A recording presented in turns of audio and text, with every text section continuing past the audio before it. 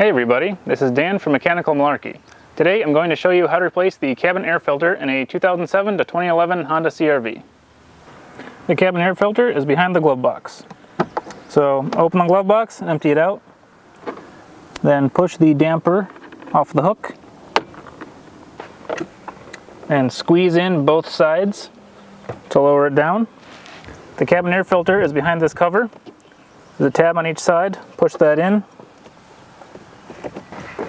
and pull the filter tray out. Remove the old filter. On the new filter, take note of which direction it says the air flows. The arrow needs to be pointing down. Then put that in the tray.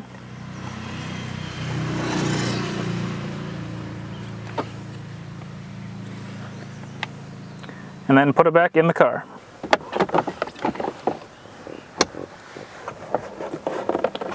Squeeze both sides in, put it back up, put the damper back on, and then close the glove box.